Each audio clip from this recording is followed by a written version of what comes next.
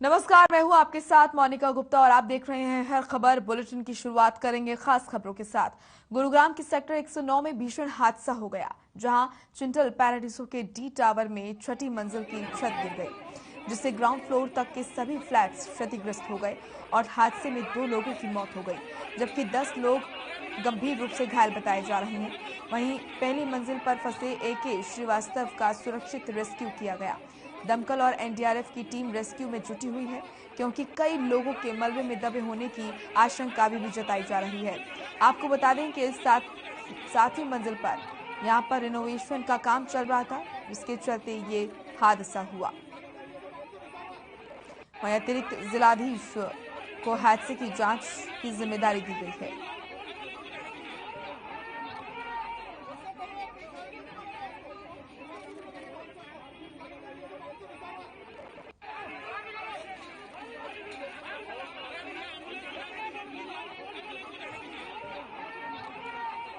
तो गुरुग्राम के सेक्टर 109 में भीषण हादसा हुआ। अपार्टमेंट की छत गिरने से यह हादसा बताया जा रहा है। चिंटल पैराडीसो में हुआ है यह हादसा। डी टावर में छठी मंजिल की छत गिरी है। ग्राउंड फ्लोर तक सभी फ्लैट्स क्षतिग्रस्त बताए जा रहे हैं और हादसे में 2 लोगों की अभी तक मौत बताई जा रही है। कई लोग घायल बताए जा रहे हैं। रेस्क्यू में जुटी है दमकल विभाग की टीम और NDRF की टीम। वहीं कई लोगों के मलबे में दबे होने की अभी भी आशंका जताई जा रही है। 7वीं मंजिल पर चल रहा था रिनोवेशन का काम, जिसकी वजह से बताया जा रहा है कि ये हादसा हुआ।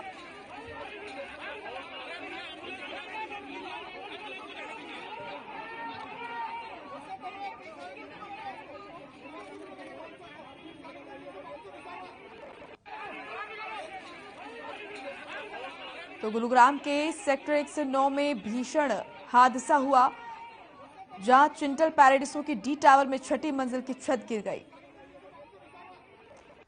शिवानी लोहिया हमारी सहयोगी जुड़ चुकी हैं ज्यादा जानकारी के साथ। शिवानी, ये भीषण हादसा हुआ है, फिलहाल क्या कुछ अपडेट इस पूरे मामले को लेकर मिल रहा है?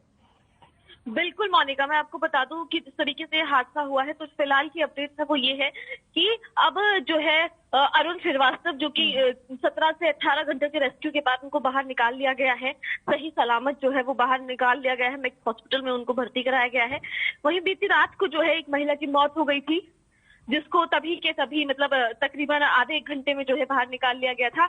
लेकिन अरुण श्रीवास्तव की जो वाइफ है वो भी जो है अंदर ही थी, उनकी कोई सूचना नहीं मिल पा रही थी। हालांकि पहले जो है रात को उनकी थोड़ी बहुत जो उनसे बात करने की कोशिश की जा रही थी तो हो रही थी, लेकिन सुबह के बाद जो है उनसे बात नहीं हो पाई और अब जो है वो ये सूचना आई है कि अब वो भी जो है हम जो है इस दुनिया को छोड़कर जा चुकी हैं। तो फिलहाल और एक एक व्यक्ति है उसको जो है कल शाम को ही रेस्क्यू कर लिया गया था। तो कल और आज का जो आंकड़ा है उसको मिलाकर अगर बात करें मोनिका, तो 2 जीवित जो है रेस्क्यू किए गए हैं और 2 शवों का जो है वो रेस्क्यू किया गया है इस पूरे 16-17 घंटे के रेस्क्यू ऑपरेशन में। और फिलहाल जो है रेस्क्यू ऑपरेशन जारी है, क्योंकि मोनिका सबका ध्यान जो है जो बिल्डिंग वाले हैं उनके ऊपर तो है ही, जो वहां पे रेजिडेंशियल थे उनके ऊपर तो है ही, लेकिन एक मुद्दा ये भी है मोनिका कि जो मजदूर वहां पर काम कर रहे थे छठी मंजिल पर, जो कंस्ट्रक्शन का काम कर रहे थे, उनका कोई भी अता पता नहीं है। तो उनको अब जो है उनका सर्च ऑपरेशन जो है वो अब जारी है। अभी ये भी नहीं पता है मोनिका कि कितने मजदूर जो है वो उस वक्त वहां पर मौजूद थे। अभी ऐसी कोई जो क्लैरिफिकेशन नहीं है, लेकिन हाँ उन लोगों को ढूंढने की जो कोशिश है मोनिका वो की जा रही है कि वो जो मजदूर थे वो गए तो गए कहाँ। हालांकि अब जो सर्च ऑपरेशन है NDRF टीम का वो लगातार यहाँ पर जारी है और NDRF टीम जो है अब डॉग स्क्वाड के जरिए जहां यहाँ पर जो है ये कोशिश कर रही है कि कोई जो उनका ऑपरेशन है वो बिल्कुल असफल ना हो और ज्यादा से ज्यादा लोगों को वहां से जो है निकाला जा सके। मोनिका, फिलहाल क्या संभावना जताई जा रही है? मलबे में अभी तक कितने लोगों के दबे होने की आशंका है शिवानी? बिल्कुल मोनिका, जैसे कि सबसे पहले जो सूचना मिली थी वो यही मिली थी मोनिका कि जो फैमिलीज थी, दरअसल 6 फ्लोर थे और 6 फ्लोर में से 2 फ्लोर्स पर जो है फैमिलीज रह रही थी। तो उन दोनों फ्लोर्स पे 2 दंपत्ति जो है वो रह रहे थे। तो उनमें से दोनों दंपत्तियों में से जो महिलाएं हैं वो जो है दम छोड़ चुकी हैं, दोनों महिलाएं जो हैं इस दुनिया को छोड़कर जा चुकी हैं। लेकिन सबसे अहम बात यह है कि अब जो है सिर्फ यही है कि जो मजदूर वर्ग था वो अब ये पता लगाया जा रहा है कि क्या इस मलबे के अंदर मजदूर वर्ग है, क्योंकि तस्वीरें ऐसी है मोनिका वहां की कि वहां पर वो मलबा पूर्ण संपूर्ण तरीके से जो है फ्लैट में उड़ रहा है। उसके नीचे क्या है क्या नहीं है कुछ भी जो है उन तस्वीरों को देखकर पता नहीं लगाया जा सकता। और सबसे बड़ी चिंता की बात मोनिका ये भी है कि अगर वहां कोई भी जा रहा है तो वो दीवारें इस तरीके से भरभरा रही हैं कि कभी भी गिर सकती हैं।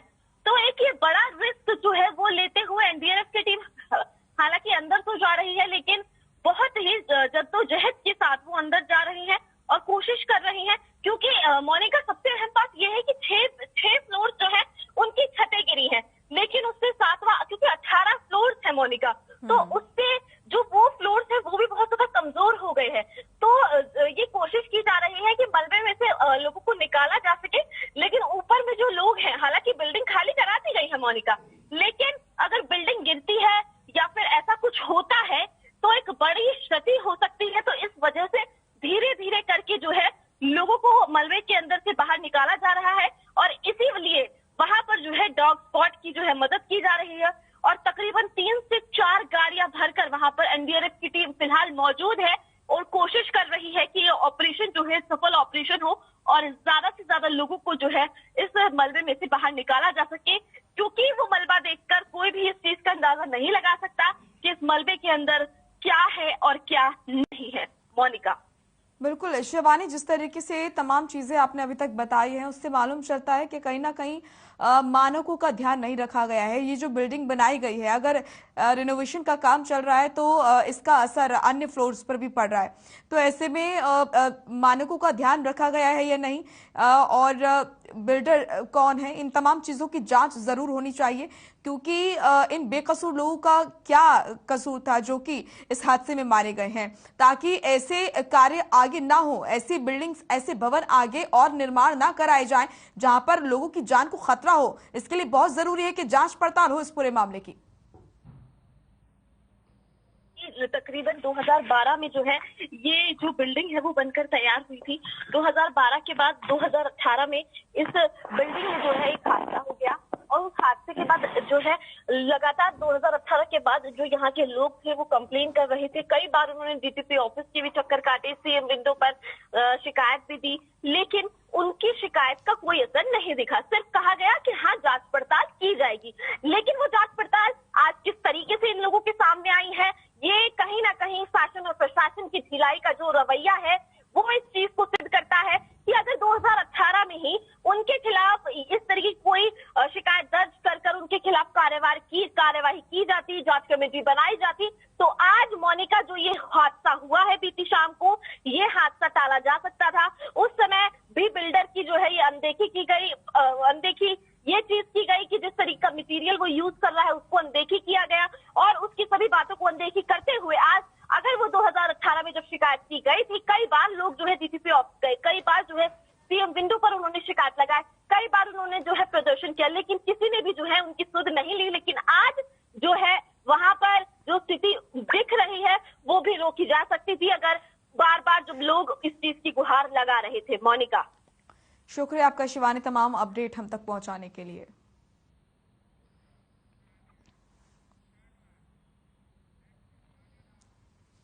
तो वहीं सीएम मनोहर लाल ने भी गुरुग्राम हादसे पर दुख जताया है। सीएम मनोहर लाल ने ट्वीट कर लिखा, गुरुग्राम के ट्विंटल्स पैराडिसो डिपार्टमेंट में निर्माणाधीन छत गिरने का दुर्भाग्यपूर्ण समाचार प्राप्त हुआ है।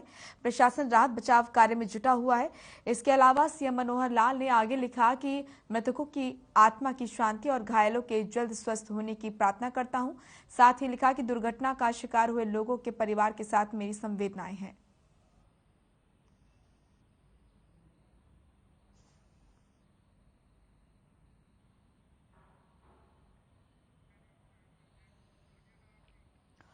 वहीं चंडीगढ़ में मुख्यमंत्री मनोहर लाल और शिक्षा मंत्री कंवरपाल गुर्जर की देर शाम बैठक हुई। बैठक में संगठन मंत्री रविंद्र राजू समेत संगठन के कई पदाधिकारी शामिल हुए। बैठक में पंचकूला में बनाए गए स्टेट बीजेपी कार्यालय के उद्घाटन को लेकर चर्चा हुई। बैठक के बाद शिक्षा मंत्री कंवरपाल गुर्जर ने जानकारी दी कि 5 मार्च को पंचकूला में नवनिर्मित बीजेपी के प्रदेश मुख्यालय कार्यालय का उद्घाटन किया जाएगा।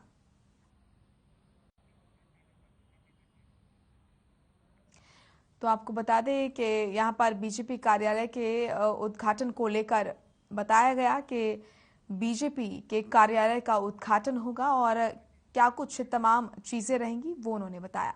वहीं डिप्टी सीएम दुष्यंत चौटाला और बाढ़ा विधायक नैना चौटाला चरखी दादरी पहुंचे और इस दौरान कार्यक्रम में करोड़ों की परियोजनाओं का शिलान्यास और उद्घाटन किया गया।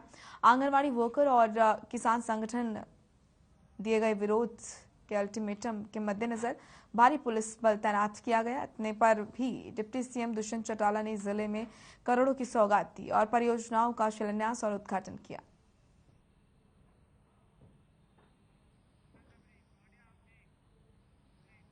चलिए एक छोटे से ब्रेक के लिए रुक रहे हैं, फौरन लौटेंगे। ब्रेक के बाद स्वागत है आपका। रुक करेंगे खबरों का। यमुना नगर में लगातार यमुना में लगातार दूषित होता जा रहा है पानी, जिसके चलते हरियाणा राज्य प्रदूषण नियंत्रण बोर्ड के चेयरमैन ने यमुनानगर में अधिकारियों के साथ बैठक की। साथ ही आदेश जारी किए कि यमुना में बिना शुद्ध किए सीवरेज का पानी और जहरीला पानी डालना गंभीर अपराध है। ऐसे मामलों में कार्रवाई की जाए। जानकारी के मुताबिक यमुना में गंदे नाले सीधे जा रहे हैं। बिना शुद्ध किया पानी यमुना में गिराया जा रहा है, जिसके चलते एनजीटी ने भी प्रदेश सरकार को इस संबंध में कार्रवाई के निर्देश दिए हैं। अब देखना होगा इस बार इस पर कब तक और किस तरह से कार्रवाई होगी।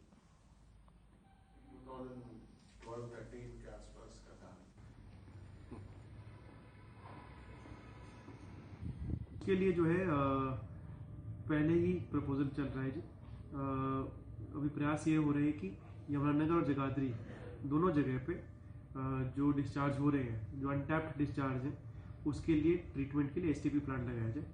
उसके लिए प्रपोजल जो है एक सर्वे करके प्रशासन और निगम के अधिकारियों एवं पब्लिक हेल्थ वगैरह के साथ जो एक सर्वे किया गया। I remember as ACS ULB I signed a lot of affidavits, maybe in 2012-13 के आसपास का था।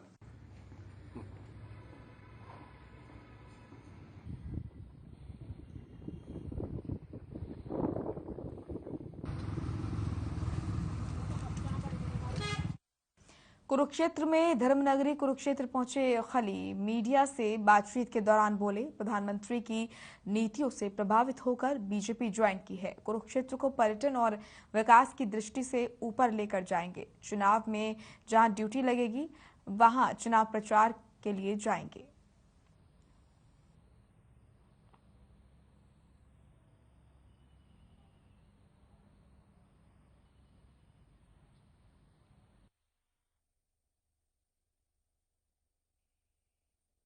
तो हमारे जो माननीय प्रधानमंत्री जी है, सबसे उनके पास हर चीज का ये मतलब रणनीति उन्होंने बनाई है। सिक्योरिटी को कैसे मतलब अपना जो देश है सुरक्षित रखा जाए, और नौकरी है इसको कैसे मतलब युवा को नौकरी दी जाए। हेल्थ है, हेल्थ को कैसे हम अच्छा कर सकते हैं। स्कूल है, उनके दिन रात उसके इस पे लगे हुए हैं। स्पोर्ट्स है, स्पोर्ट्स पे उन्होंने बहुत अच्छा काम कर रहे हैं। और इस बार देखो कितने मेडल आए हमारे ओलंपिया पे अपने हिंदुस्तान में। सो उनका दिन रात उनका एक ही है कि कैसे हम अपनी कंट्री एक अमेरिका के लेवल पे लाई जाए, क्योंकि बहुत पीछे है।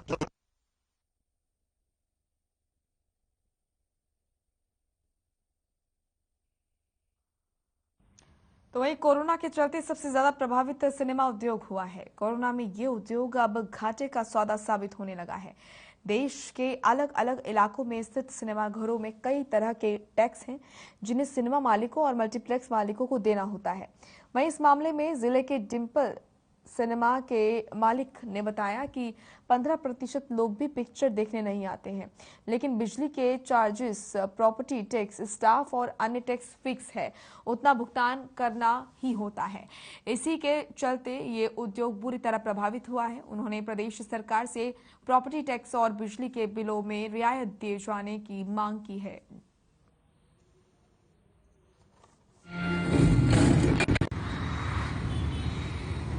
ये डिम्पल सिनेप्लेक्स यमुनानगर जगाधरी है। सर, कोरोना के बाद बिजनेस करने में बहुत मुश्किलें हैं। सर, हमारे मेंटेनेंस चार्जेस सेम है, सिक्योरिटी चार्जेस वही हमारे को पड़ रहे हैं, हमारे को क्लीनिंग के खर्चे वही हैं, पर जो पब्लिक आ रही है बहुत कम आ रही है, जिस हिसाब से आनी चाहिए नहीं आ रही। एक शो में 10 से लेके 20 आदमी आ भी गए तो क्या बनता है? अच्छी पिक्चर आएगी 50 आदमी आ जाएंगे। 10-15% की ऑक्यूपेंसी चल रही है कोरोना की वजह से, जो कि सिनेमा खर्चे बर्दाश्त करने में असमर्थ है। तो ऐसे हम तो कहें जी बिल्कुल ही एबोल्यूशन ऑफ प्रॉपर्टी टैक्स, इसमें रिडक्शन हो और कंप्लीट जो है सरचार्जेस, जो फिक्स चार्जेस हैं वो खत्म होने चाहिए।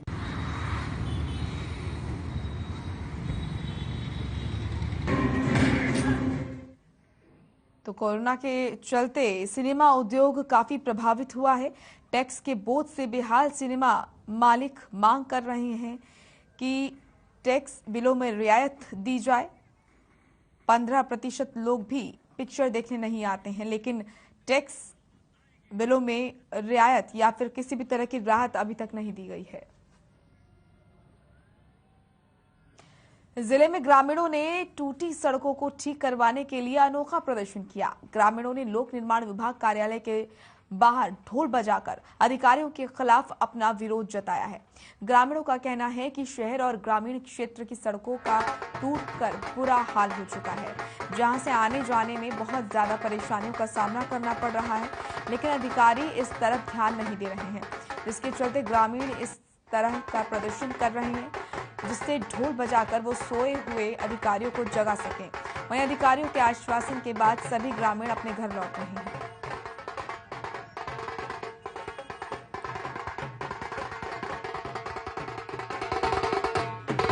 क्षेत्र है, उसमें ग्रामीण क्षेत्र है और शहरी क्षेत्र है, जो वहाँ पे जो रोड की हालत है बहुत ही खराब है। कई फुट के गड्ढे बने हुए हैं। आप चिटाना देख लिए, चिटाना से जो माजरा है, करेवड़ी से माजरा है, पुरखास रोड है, सांदर खुर्द के पास है, कामीपुरी रोड है, गीता भवन चौक है, रोहतक रेलवे स्टेशन के पास जो रास्ता है, रोहतक फ्लाईओवर के पास है। पूरे जिले में रोड टूटे हुए हैं बिल्कुल। देखिए, मेरे अधिकार क्षेत्र में खिजरपुर जाट माजरा चिटाना के 1-2 लिंक हैं, वो मेरे अधिकार क्षेत्र में हैं। और खिजरपुर जाट माजरा का जो है टेंडर लगाया था जनवरी के महीने में, और उसमें 4 एजेंसी आई थी, चारों नॉन रिस्पॉन्सिव थी। कल हमने दोबारा टेंडर कॉल किया उसका। जो चिटाना से जो लिंक हैं उनका जो है एस्टिमेट ऑलरेडी सबमिटेड है, अप्रूवल अभी अवेटेड है गवर्नमेंट से।